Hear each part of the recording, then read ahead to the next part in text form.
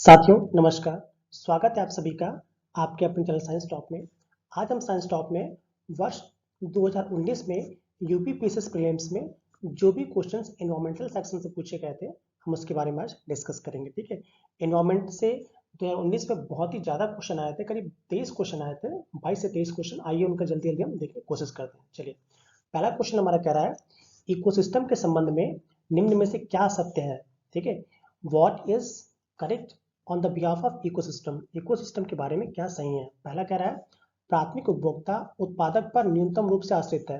जो आपका primary consumer है, क्या वो, ठीक है, जो आपका प्राइमरी कंज्यूमर है क्या वो प्रोड्यूसर पर कम, बहुत ही मिनिमम अमाउंट में आपका डिपेंडेंट है। नहीं, ये तो गलत है, क्योंकि आपको पता है जो प्राइमरी कंज्यूमर होता है, मान लीजिए हमारा ये पेड़ होगा, ठीक है, ये पेड़ ये प्रोड्यूसर हो गया, इसमें जो प्राइमरी कंज्यूमर टोटली डिपेंडेंट होगा ना, तो ये गलत हो गया।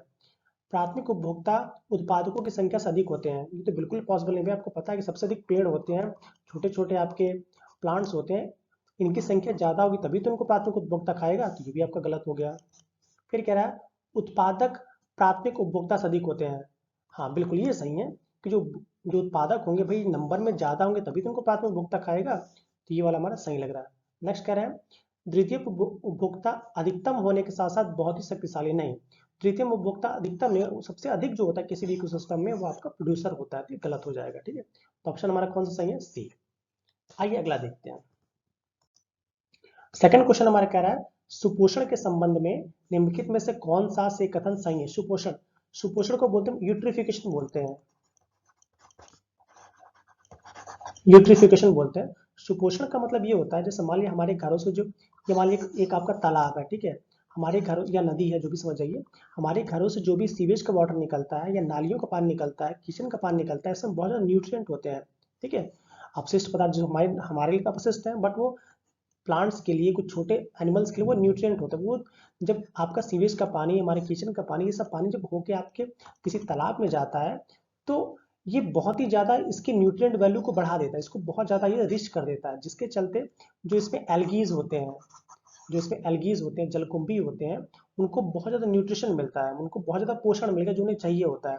तो इस पानी में उनको बहुत ज़्यादा पोषण मिल गया तो इनकी ग्रोथ बहुत तेज़ी से होगी। जब इनकी ग्रोथ बहुत तेज़ी से होगी, उस पूरे प्लांट तालाब में अगर एल्गी ही फैल गए, शैवाल ही फैल गए, तो इसके साथ साथ उन्हें ऑक्सीजन भी चाहिए होगा। तो ऑक्सीजन के लिए पानी में जो अवेलेबल आपका ऑक्सीजन है, जिसको बोलते हैं बीओडी, बायोलॉजिकल ऑक्सीजन डिमांड, उसको वो एब्जॉर्ब कर लेंगे। और जब उसको एब्जॉर्ब कर लेंगे तो जो भी एक्वेटिक एनिमल है, जो या एक्वेटिक ऑर्गेनिज्म है, जिनको उन पानी की बहुत ज़्यादा आवश्यकता है, सॉरी उस पानी में ऑक्सीजन की बहुत ज़्यादा आवश्यकता है, वो मरने स्टार्ट हो जाएंगे या उनकी ग्रोथ कम हो जाएगी। इसीलिए वो उनकी ग्रोथ कम हो जाएगी। यही आपका यूट्रिफिकेशन होता है। तो पहला हमारे कह रहा है यह जल निकाय के पोषण तत्वों का संवर्धन। हाँ बिल्कुल, संवर्धन मतलब होता है एक्सेस में करना, कि जो भी जल निकाय होगा इसमें भाई न्यूट्रिएंट बढ़ रहा है ना, तो संवर्धन कर रहा है, इंक्रीज कर रहा है न्यूट्रिएंट वैल्यू को, तो पहला सही है। सेकंड कह रहा है यह जल में घुलित ऑक्सीजन को कम करता है। बिल्कुल जैसे मैंने समझाया, क्योंकि यूट्रिफिकेशन ज्यादा होगा, पानी में ज्यादा न्यूट्रिएंट आएंगे तो एल्गीज ज्यादा ग्रो करेंगे। जब एल्गीज ज्यादा ग्रो करेंगे तो इसके साथ साथ जो बायोलॉजिकल ऑक्सीजन डिमांड, जो ऑक्सीजन है पानी में डिजोल्व, उसको एब्जॉर्ब कर लेंगे वो। जब उसको एब्जॉर्ब कर लेंगे तो ऑक्सीजन तो कम हो गया ना, तो ये जल में घुलित ऑक्सीजन कम करते हैं। तो दोनों के दोनों ही सही है। ऑप्शन हमारा कौन सा सही हो जाएगा, सी। आइए नेक्स्ट देखते हैं। थर्ड क्वेश्चन हमारा कह रहा है मानव गतिविधियों से परिवर्तित पर्यावरण क्या कहलाता है। मतलब जो हमारी ह्यूमन एक्टिविटीज है उससे जो मॉडिफाइड या उससे जो अफेक्टेड आपका जो इन्वायरमेंट होगा उसको हम क्या कहेंगे। आपको पता है कि जो ह्यूमन से अफेक्टेड जो इन्वायरमेंट होता है उसको कहते हैं एंथ्रोपोजेनिक आपका इन्वायरमेंट, या एंथ्रोजेनिक भी कह सकते हैं। एंथ्रोजेनिक इन्वायरमेंट या एंथ्रोपोजेनिक इन्वायरमेंट कहता है, क्योंकि आपको पता है एंथ्रोपोलॉजी आपने पढ़ा है, इसको हिंदी में होता है नृविज्ञान, हिंदी में क्या बोलते हैं हम, नृविज्ञान, और इंग्लिश में क्या बोलते हैं, एंथ्रोपोलॉजी। तो जो ह्यूमन बींग्स के चलते अगर कोई पर्यावरण हमारा अफेक्टेड हो रहा है उसको बोलते हैं एंथ्रोपोनिक या एंथ्रोजेनिक इन्वायरमेंट। ठीक है, आइए नेक्स्ट देखते हैं। हाँ, तो ये कह रहा है भूमध्य रेखा से ध्रुवों की ओर जाति विविधता में वृद्धि होती है। अरे भाई आपको पता है, ये थोड़ा ज्योग्राफी का क्वेश्चन मुझे लग रहा है, बट रख दिया है, कोई दिक्कत नहीं। जैसे मान लीजिए कि ये हमारा आपका इक्वेटर हो गया, ठीक है, जिसको भूमध्य रेखा कहते हैं। अब इससे आप ध्रुवों की ओर जाएंगे तो भाई घटती है ना, बढ़ती कहाँ है, क्योंकि आपको पता है कि भाई जहाँ पे अब आपके इक्वेटर है, जब इक्वेटर है यहाँ पे हीट सनलाइट बहुत, जब सनलाइट बहुत ज्यादा होगी तो यहाँ बारिश भी बहुत ज्यादा होगी। तो ये एक रीजन है, यहाँ पे जब बारिश बहुत ज्यादा होगी, अमेजन वन यहाँ आसपास बारिश बहुत ज्यादा होगी, तो वहाँ पे बहुत ज्यादा आपके ऑर्गेनिज्म भी मिलेंगे। जब ऑर्गेनिज्म ज्यादा मिलेंगे तो वहाँ जैव विविधता ज्यादा होगी ना, तो हमारे इक्वेटर के पास ज्यादा जैव विविधता मिलती है, ना कि इधर। और ध्रुवों पे तो आपको पता है बिल्कुल शीत क्षेत्र है, बहुत ही आपका कोल्ड रीजन है, तो वहां तो जैव विविधता बिल्कुल कम से कम मिलेगी। तो पहला ऑप्शन मुझे गलत लग रहा है, ठीक है। आइए और देख लेते हैं। उष्णकटिबंधीय शीतोष्ण क्षेत्रों की अपेक्षा अधिक जातियों को आश्रय दे। हाँ बिल्कुल भाई, जो ये उष्णकटिबंधीय बोल सकते हैं आपका ट्रॉपिकल रीजन, तो भाई ऑब्वियस बात, जहाँ हीट ज्यादा है वहाँ बारिश ज्यादा होगी, तो वहाँ ज्यादा ज्यादा वो ऑर्गेनिज्म मिलेंगे, तो ये हमारा सही है। सी देख लेते हैं। विशालतम जैव विविधता अमेजनी वनों में पाई जाती है, जिसमें मैंने कह दिया भाई अमेजन के जो वन है, ठीक है, अमेजन के वन है, जब वन ज्यादा है तो वहाँ पे विविधता ज्यादा मिलेगी, ये भी सही है। नेक्स्ट कह रहा है जाति विविधता, जाति हो जाएगा, जाति विविधता शीतोष्ण क्षेत्रों से ध्रुवों की ओर घटती है, ठीक है। शीतोष्ण क्षेत्रों से ध्रुव, भाई आपको पता है जो आपका कोल्ड रीजन है, आपका टेम्परेट रीजन कह सकते हैं, यहाँ से जब इधर जाएंगे तो बिल्कुल घटेगी, क्योंकि भाई बहुत ज्यादा कोल्ड हो जाएगा। तो ये भी हमारा सही, तो गलत हमारा क्या हो जाएगा, ए। भूमध्य रेखा से ध्रुवों की ओर जाति विविधता में वृद्धि होती है, बिल्कुल गलत है, क्योंकि इधर घटती है, ठीक। आइए नेक्स्ट देखते हैं। नेक्स्ट क्वेश्चन कह रहा है हमारा पांचवा, निम्नलिखित में से कौन सा वायु प्रदूषण के जैविक सूचक का प्रसिद्ध उदाहरण है, मतलब आपका बायोलॉजिकल इंडिकेटर कौन सा है जो बताता है कि हमारा कि आपका एयर पॉल्यूशन हो रहा है। तो बहुत ही फेमस क्वेश्चन है, बार बार आता है। लाइकेंस, जो लाइकेंस होते हैं आपको पता है एल्गीज और फंगीज से मिलकर बने होते हैं, तो लाइकेंस जो होता है these are the best indicator of air pollution, ठीक है। इस क्वेश्चन को रट्टा मार लीजिए। आइए अगला देखते हैं। नेक्स्ट कह रहा है गैस जो धान के खेत से उत्सर्जित होती है तथा भूमि के तापमान में वृद्धि करती है, means the gas which emerges from the paddy field and increases the land temperature. एक ऐसा गैस जो कि पैडी या धान के खेत से निकलती है और भूमि के टेम्परेचर को बढ़ाती है, तो याद रखिएगा वो हमारा है मीथेन। मीथेन एक ऐसी गैस है जो दलदली भूमि होती है, दलदली भूमि होती है, वहां से आपका CH4 मीथेन निकलती है, ठीक है। और मीथेन यहाँ से नहीं, जो हमारे, ये भी क्वेश्चन पूछा गया, जो हमारे पशु जो होते हैं, जो जुगाली, जैसे गाय भैंस जुगाली करते हैं, उनके जुगाली करने से भी मीथेन निकलती है। और आपको पता है मीथेन जो है एक ग्रीन हाउस गैस है, जब ग्रीन हाउस गैस है तो आपका टेम्परेचर को बढ़ाएगी, तो ऑप्शन हमारा क्या हो जाएगा, मीथेन। क्योंकि धान का खेत की बात, इसलिए हम मीथेन का ध्यान देंगे, ठीक है। नेक्स्ट नेक्स्ट क्वेश्चन देखते हैं। हमारा छठवां क्वेश्चन है, अंतरराष्ट्रीय सौर संगठन का सचिवालय वर्तमान में किस स्थान पर। आपको पता है जो अंतरराष्ट्रीय सौर संगठन है इसका सचिवालय भारत में, वो हमारा कहाँ है, गुरुग्राम, ठीक है, जिसको पहले गुरुग्राम ही बोलते थे, ठीक है। तो यहाँ पे हमारा इसका सचिवालय है। नेक्स्ट नेक्स्ट हमारा कह रहा है 100% सौर ऊर्जा पर चलने वाला भारतवर्ष का प्रथम केंद्र शासित प्रदेश। देखिए केंद्र शासित बोल रहा है, याद रखिएगा। तो केंद्र शासित में तो आपको पता है सारे के सारे ये हमारे केंद्र शासित है। तो इसमें जो दीव है, जिसको दमन दीव बोलते हैं, दीव बोल दिया गया, जो दीव है वो भारत का पहला पूर्णतः सोलर एनर्जी पर चलने वाला, आपका 100% सोलर एनर्जी चलने वाला ये हमारा यूनिटी टेरिटरी है, इसको याद रखिएगा। नेक्स्ट कह रहा है निम्नलिखित घटनाओं को उनके प्रारंभ के कालानुक्रम में व्यवस्थित कीजिए। ये क्वेश्चन शायद किस पे भी पूछा है, इसको ध्यान से देखेंगे हम, ठीक है। इनको हमें अरेंज करना है कि कौन सा पहले हुआ कौन सा बाद हुआ, ठीक है। देखिए अब आपको थोड़ा सा याद हो गया होगा, जो प्रोजेक्ट टाइगर है ये कब आया आपका, ये आपका 1973 में आया है। जो प्रोजेक्ट हाथी है वो आपका कब आया, 1992 में आया है। वन्य जीव संरक्षण अधिनियम, देखिए एक वन्य जीव पर्यावरण अधिनियम है, वो तो आपका 86 वाला है। ये वन्य जीव, सॉरी, जो पर्यावरण संरक्षण अधिनियम है वो तो 86 वाला है। ये वन्य जीव पर्यावरण, वन्य जीव संरक्षण अधिनियम है, तो ये हमारा कब आया था, 1972 में आया है, ठीक है। और जैव विविधता अधिनियम पता है कब आया, 1900, सॉरी, ये 2002 में आया है। तो इसमें सबसे पहले कौन सा आया हमारा, 1972, थर्ड ऑप्शन, थर्ड ऑप्शन पे है किसमें, ये वाला थर्ड ऑप्शन।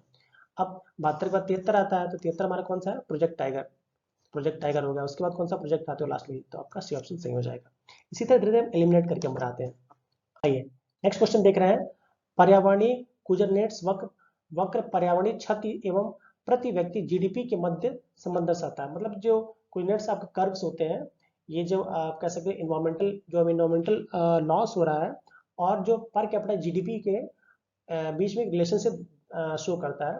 तो कह रहा है इस पर्यावरणीय कुजरनेट्स वक्र का आकार किसके आकार का होता है। तो याद रखिएगा जो आपका कुजरनेट्स वक्र होती है पहले जब आपकी बढ़ेगी, जैसे वक्र की उसकी कर्व की बात करते हैं, जब आपकी इनकम बढ़ेगी तो पहले तो, जब इनकम घटेगी तब तो नीचे आएगा, जैसे ही बढ़ेगी तो तुरंत ही बढ़ जाएगा। तो उसका आकार क्या होता है, वी शेप का होता है। कौन सा आकार होता है, वी शेप। चलिए नेक्स्ट क्वेश्चन देखते हैं हमारा। दो कथन दिए गए हैं जिसमें से एक को कथन ए तथा दूसरे कथन आर, ये पढ़ लिया हमने बार बार। आइए देखते हैं इसको। कह रहा है सतत विकास मानव समाज के कल्याण हेतु महत्वपूर्ण है। आपको पता है जो सतत विकास है ये आपका, इसकी जो परिकल्पना थी वो 1987 में जो ब्रकले, जो आपका ब्रकले जो बोलते हैं उसके जो ब्रकले सम्मेलन है उसके थ्रू आता है।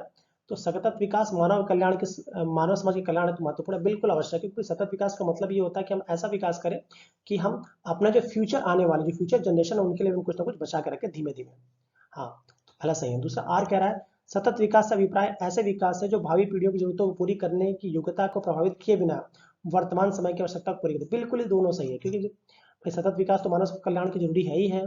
दूसरा कह रहे हैं सतत विकास का मतलब ये होता है कि हम ऐसा विकास करें कि जो भावी पीढ़ी, जो फ्यूचर जनरेशन है, ठीक है, उनके लिए कोई दिक्कत ना आए और अपनी हम इस समय की नीड्स को भी पूरी करते रहे। तो दोनों ही सही है।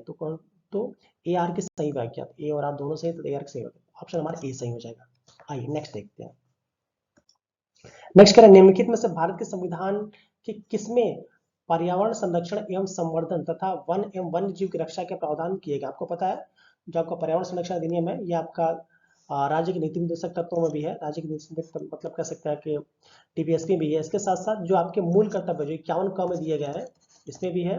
और जो आपका 42वां संविधान संशोधन हुआ था, उसके थ्रू आपका राज्य के नीति निर्देशक तत्वों में भी इसको जोड़ा गया। मतलब दोनों सही है, मतलब ए और बी दोनों, मतलब ए और बी दोनों ही सही है। आइए नेक्स्ट देखते हैं। नेक्स्ट क्वेश्चन कह रहा है निम्नलिखित में से कौन सा सही सुमेलित नहीं है। हमें ये बताना है इसमें कौन सा सही सुमेलित नहीं है। तो आपको पता है जो कार्टेजना प्रोटोकॉल है, ये बिल्कुल ही बायोसेफ्टी से रिलेटेड है। जो स्टॉकहोम सम्मेलन आपको पता है, ये भी आपका जैविक प्रदूषण से है। मॉन्ट्रियल प्रोटोकॉल तो बिल्कुल फेमस है आपको ओजोन परत के लिए। क्योटो प्रोटोकॉल ये जल संरक्षण से नहीं है, ठीक है। क्योटो प्रोटोकॉल, ये ऑप्शन डी हमारे क्या हो जाएगा, गलत हो जाएगा। आइए नेक्स्ट देखते हैं। हाँ देखिए, कह रहा है कि उष्णकटिबंधीय देशों में तितलियों की प्रजातियां सर्वाधिक संख्या में पाई जाती है। आपको पता है कि भाई ये हमारा आपका वर्ल्ड हो गया पूरा, ये अपना इक्वेटर्स है, ठीक है। आपको पता है यहीं पे उष्णकटिबंधीय क्षेत्र है, ठीक है। ये जो बीच का देखते हैं आप, उष्णकटिबंधीय जो क्षेत्र है, अब इन देशों में तितलियों की संख्या सर्वाधिक पाई। बिल्कुल सही है भाई, जहाँ पे उष्णकटिबंधीय क्षेत्र है वहाँ बारिश ज़्यादा होगी तो प्लांट्स ज़्यादा ग्रो करेंगे, बहुत तेजी से ग्रो करेंगे, एनिमल्स बहुत तेजी से ग्रो करेंगे। तो यहाँ पे ऑब्वियस सी बात है, यहाँ मैक्सिमम अमाउंट में आपकी जो बटरफ्लाइज हैं उनकी मैक्सिमम जो कह सकते हैं स्पीसीज यहाँ मिलेंगी। नेक्स्ट कह रहा है कि तितलियां कम तापमान में नहीं रह सकती। बिल्कुल सही बात है, क्योंकि जो तितलियां जो बटरफ्लाइज होती हैं ये कोल्ड ब्लडेड ऑर्गेनिज्म है। ये कोल्ड ब्लडेड ऑर्गेनिज्म है, तो ये कम तापमान में नहीं रह सकती। मतलब ए और आर दोनों ही सही हैं और इसकी सही व्याख्या भी कर रहा है। नहीं सॉरी, ए और आर दोनों तो सही है, बट इसकी सही व्याख्या हम कह सकते हैं कि हाँ भाई दोनों सही है, ए और आर दोनों सही है तथा इसकी सही व्याख्या कर रहा है, ठीक है। आइए नेक्स्ट देखते हैं। नेक्स्ट क्वेश्चन कह रहा है हमारा पारिस्थितिकी तंत्र में एक पोषी स्तर से दूसरे पोषी स्तर में स्थानांतरण से मूव करने से ऊर्जा की मात्रा घटती है। आपको पता है मान लीजिए प्लांट्स हो गया, ये प्लांट हो गया हमारा, ठीक है। सपोज करें इस प्लांट पे हमारी 1000 kilo calorie energy, 1000 kilo calorie energy है। अब इस प्लांट को एक बकरी खा गई, सपोज कर लीजिए बस, ठीक है। एक बकरी इसको खा गई, तो बकरी को इसका 10% मिलेगा। इसका 10% क्या हो जाएगा हमारा, 100 हो जाएगा। इस बकरी को सपोज करें एक वुल्फ खा गया, भेड़िया, तो इसका 10%, तो ये हमारे क्या हो जाएगा, इसको 10 किलो कैलोरी मिलेगी। अब इस वुल्फ को सपोज करें एक लॉयन खा गया, तो अब इस जो 10 है इसका 10% हमारा क्या, 1 किलो कैलोरी। तो आप क्या देख रहे हैं, एनर्जी का फ्लो जैसे जैसे हम ऊपर मूव कर रहे हैं, ठीक है, तो घट रहा है ना, तो इसका क्या हो जाएगा, घटती है। इसी को हम 10% लॉ कहते हैं। नेक्स्ट हम देख रहे हैं कि निम्नलिखित में से कौन सा जैविक नाइट्रोजन निर्धारण से संबंधित है। आपको पता है जो जैविक नील हो जाएगा, ये नील है इस सवाल। निम्नलिखित में से कौन सा जैविक नाइट्रोजन निर्धारण से संबंधित है। लाल सवाल, भूरा सवाल, हरा सवाल, नील हरी सवाल। जो ब्लू ग्रीन एल्गी होती है, बीजीए बोलते हैं, यही धान के खेतों वगैरह में पाई जाती हैं। इसके साथ साथ जो जहाँ ये इसका काम ये होता है कि ये जो वायुमंडल में जो भी कह सकते हैं कि फोटोसिंथेसिस के थ्रू जो भी नाइट्रोजन होता है, ये उसको भूमि में या लैंड में कह सकते हैं कि उसको ट्रांसफॉर्म करने का काम करता है। तुम्हारा ब्लू ग्रीन एल्गी इसका सही आंसर है, ठीक है, ब्लू ग्रीन एल्गी है। नीला हरित सवाल। नेक्स्ट हम देखते हैं धुआं, स्मॉग आवश्यक रूप से वायुमंडल में निम्नलिखित में किसकी उपस्थिति के कारण होता है। आपको पता है स्मॉग होता है बहुत ज्यादा दिल्ली में फैला हुआ था, हर साल फैल जाता है दिवाली के बाद। तो इसलिए अक्सर यूपीएससी के साथ साथ यूपीपीएससी से क्वेश्चन उठाने लगता है। ऑक्सीजन और ozone, how come it's possible नहीं, क्योंकि ओजोन तो भाई छानने का काम करता है ना, तो ओजोन स्मॉग नहीं बनाएगा। ऑक्सीजन तो बहुत ज्यादा अबाउट 20% है एनवायरमेंट में, तो इसके लिए हो नहीं सकता है। ओजोन तो था, नाइट्रोजन आपको पता है नाइट्रोजन कितना है भाई, कह सकते हैं कि अबाउट 79 to 80% है। और ओजोन ये तो और कह सकते हैं कि आपकी इनर्ट गैस है, तो ये भी अक्रिय गैस है, तो ये भी इसके रिस्पॉन्सिबल नहीं होगी। नेक्स्ट कह रहा है ऑक्सीजन तथा नाइट्रोजन, अगर ऑक्सीजन और नाइट्रोजन से बनना होता है, आपको पता है यही दोनों तो मिलकर पूरा एनवायरमेंट को भर रहा है, तो इनकी प्रेजेंस से तो नहीं होना चाहिए। बचा हमारा क्या, नाइट्रोजन तथा सल्फर के ऑक्साइड। हाँ, क्योंकि जो गाड़ियों के धुएं होते हैं उसमें पेट्रोल जलता है, डीजल जलता है, जो सल्फर होता है फुल्ली वो बर्न नहीं होता। SO2 sulphur dioxide, sulphur trioxide, और नाइट्रोजन के भी नाइट्रस ऑक्साइड, नाइट्रोजन डाइऑक्साइड, इनके जो ऑक्साइड्स होते हैं उन्हीं की उपस्थिति के चलते धुआं या स्मॉग बनता है, जो कि अक्सर पराली जलाने से बहुत ज्यादा फैल जाता है। नेक्स्ट हम देख रहे हैं निम्नलिखित में से किसमें दुर्लभ उपलब्धियों के लिए वैश्विक 500 पुरस्कार दिया जाता है। तो जो ग्लोबल 500 जो अवार्ड है वो दिया जाता है पर्यावरण संरक्षण के। भाई जीवन संरक्षण से कोई मतलब ही नहीं है, जनसंख्या नियंत्रण के लिए है नहीं सकती, इन्हीं दोनों पर्यावरण और प्रदूषण। तो आपको पता है ज्यादा इंपॉर्टेंट क्या है, हमारा पर्यावरण संरक्षण अधिनियम, ठीक है, या पर्यावरण संरक्षण कह सकते हैं। तो जो ग्लोबल 500 जो पुरस्कार है या प्राइज है वो दिया जाता है पर्यावरण संरक्षण के लिए। अगला हम देखते हैं भारत में सबसे अधिक जैव विविधता संपन्न क्षेत्र कौन सा, मतलब हमारा बायोलॉजिकल हॉटस्पॉट कौन सा है इसमें सबसे अधिक है। गंगा का मैदान, ट्रांस हिमालय, पश्चिमी घाट और मध्य भारत। आपको पता मध्य भारत तो होगा नहीं, गंगा का मैदान भी वही मध्य भारत में ही है, ट्रांस हिमालय और पश्चिमी घाट। तो आपको पता है जो पश्चिमी घाट है, जो आप भारत का अगर नक्शा बनाते हैं तो जो पश्चिमी घाट का इलाका है यहाँ पे बहुत ही ज्यादा, ये भी बहुत ज्यादा है, इसके साथ साथ ये जो एरिया है पश्चिमी घाट का, तो यहाँ बहुत ही ज्यादा, केरला हो गया, तमिलनाडु हो गया, इसके पास कुछ एरिया वहाँ बहुत ज्यादा बायोडाइवर्सिटी मिलती है। ये बहुत ही पेट क्वेश्चन, तो याद रखिएगा जो पश्चिमी घाट है वहाँ जैव विविधता बहुत ही ज्यादा मिलती है। आइए नेक्स्ट देखते हैं, निम्नलिखित में से कौन सा भारत में सतत विकास लक्ष्यों के क्रियान्वयन के लिए, क्रियान्वयन हो जाएगा, क्रियान्वयन के लिए एक नोडल संस्था है। तो आपको पता है योजना आयोग, ये है पूछ रहा थी नहीं, तो पहले तो योजना आयोग थी तो मोदी जी ने खत्म कर दिया, इसको होगा नहीं। विनिवेश आयोग, अरे भाई कोई पैसा तो ना लगा, ये होगा नहीं। वित्त आयोग, नीति आयोग, वित्त आयोग का काम क्या, वित्त आयोग से कोई मतलब ही नहीं है, तो बचा हमारा क्या, नीति आयोग। क्योंकि नीति आयोग का ही काम क्या है कि जो आपके सस्टेनेबल डेवलपमेंट के जो भी गोल्स है उसकी जो कह सकते हैं कि गवर्निंग बॉडी है, उसको देख रेख का काम आपकी नीति आयोग करती है। आइए नेक्स्ट देखते हैं, निम्नलिखित में से कौन सा सतत विकास लक्ष्य भारत में 2030 तक सभी के लिए पानी की उपलब्धता और उसके स्थायी प्रबंधन को लक्षित करेगा, लक्षित स्थायी प्रबंधन को लक्षित करेगा। आपको पता है जो आपका सेफ वाटर ड्रिंकिंग वाटर है वो आपका एसडीजी गोल 6 में आता है, ठीक है, सस्टेनेबल डेवलपमेंट गोल जो 6 में आता है वो सेफ वाटर आती है, रट्टा मार लीजिएगा, 15 गोल जो भी है रट्टा मार लीजिएगा, 6 तो पक्का जरूरी है सेफ वाटर, ठीक है। आइए नेक्स्ट देखते हैं, नेक्स्ट हमारा कह रहा है समृद्धि की सीमा की अवधारणा का प्रतिपादन सबसे पहले कहाँ किया गया था। तो आपको पता है समृद्धि की सीमा का जो प्रतिपादन, ये भी पैट क्वेश्चन बार बार पूछा जाएगा, क्लब ऑफ रोम ये अबाउट 1968 में किया गया था, क्लब ऑफ रोम में, वहीं पे भी समृद्धि की सीमा सबसे पहले इसकी अवधारणा प्रस्तुत की गई थी। आइए अगला देखते हैं, भारत द्वारा भूमि क्षरण तटस्थता प्राप्त करने का लक्ष्य कब तक रखा गया है। तो जो 2019 का क्वेश्चन है ये, तो याद रखिएगा भारत में जो भूमि क्षरण तटस्थता को कम करने का जो लक्ष्य है वो 2030 तक रखा गया है, 2030 तक, ठीक है। चलिए इससे सारे क्वेश्चन खत्म हो गए, हम अगले वीडियोस में आगे के क्वेश्चन लाते रहेंगे। तब तक आप हमारे चैनल को लाइक शेयर और सब्सक्राइब करिए, जो भी कमेंट हो उसको प्लीज कमेंट बॉक्स में जरूर दीजिए। तब तक के लिए जय हिंद, वंदे मातरम।